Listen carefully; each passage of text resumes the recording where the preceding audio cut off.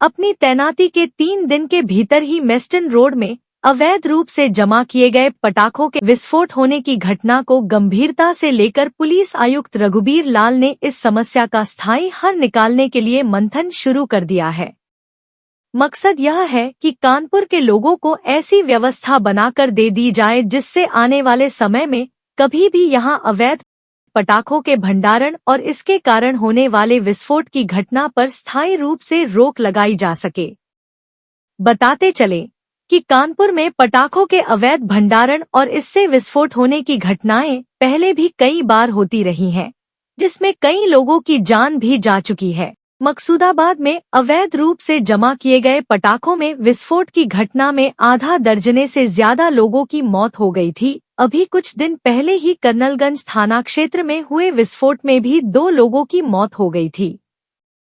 महाराजपुर तथा विदनू थाना क्षेत्र में भी पटाखों में विस्फोट की घटनाएं हो चुकी हैं। दीपावली के आसपास पटाखों में विस्फोट की घटनाएं अक्सर होने की बात सामने आती रही हैं। पुलिस सूत्रों की मानी जाए तो अपनी तैनाती के कुछ दिन के भीतर मेस्टन रोड में हुई पटाखों में विस्फोट की घटना को पुलिस आयुक्त रघुबीर लाल ने बहुत गंभीरता से लिए। विस्फोट होने की जानकारी मिलते ही मौके पर पहुंचे पुलिस आयुक्त की जानकारी में लाया गया कि मेस्टन रोड के अलावा भी शहर में कई स्थान हैं जहां अवैध रूप से पटाखों का भंडारण किया जाता है और यह पटाखे विस्फोट का कारण बनते, जिससे अक्सर कई लोगों को जान से हाथ भी धोना पड़ता है और ऐसी घटनाओं से राष्ट्रीय स्तर पर कानपुर की छवि भी खराब होती है।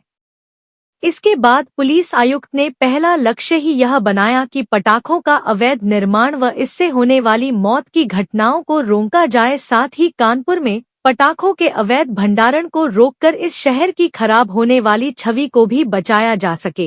यहाँ पर एक घटना होती है, ये अब्दुल्ला की शॉप है, उसके सामने 2 स्कूटी थी। स्कूटी में ब्लास्ट होता है। एक लेडी यहाँ पर कूड़ा बीनने का काम करती है, वो काफी सीरियसली इंजर्ड हुई। टोटल मिलाकर के 8 लोग इंजर्ड हुए। 4 लोग थोड़ा सीरियस इंजर्ड थे, उनको हमने लखनऊ भेज दिया है।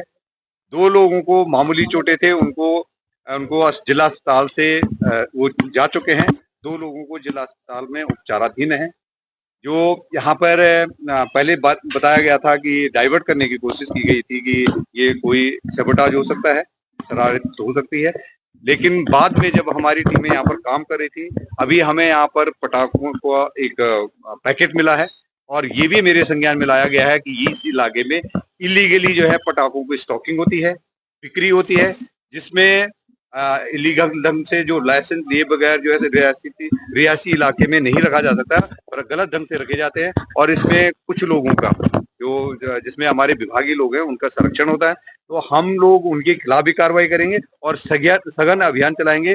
रियासी इलाके में जिसने स्टॉकिंग रखी हुई इलीगली जो है पटाखे रखे हैं, उनके खिलाफ सख्त कार्रवाई की जाएगी।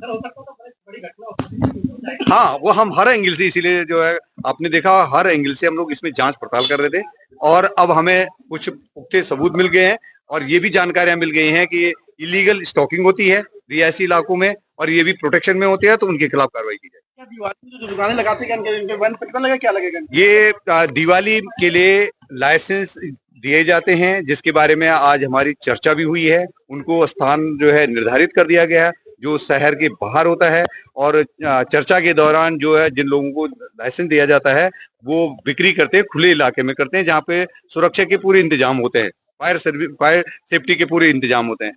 जो रिहायशी इलाका आपने देखा होगा कि घनी आबादी है, घनी आबादी में इलीगल स्टॉकिंग है, तो ये जो है पूरी कम्युनिटी के लिए जो है खतरा है, इसलिए यहाँ पर इनको इजाजत नहीं दी जाती है। तो चोरी छुपे बेचते थे और जिसमें मेरी समझ से हमारे लोगों को भी कुछ पता होगा, तो जिन लोगों को पता है जिनको रोकना चाहिए उन्होंने नहीं रोका, उनके खिलाफ कार्रवाई होगी और सर्च अभियान चलाया जाएगा और सारे जहां भी जिन्होंने इलीगल जो है फाइलिंग कर रखी है, स्टॉक कर रखा है, उनके खिलाफ कार्रवाई की जाएगी।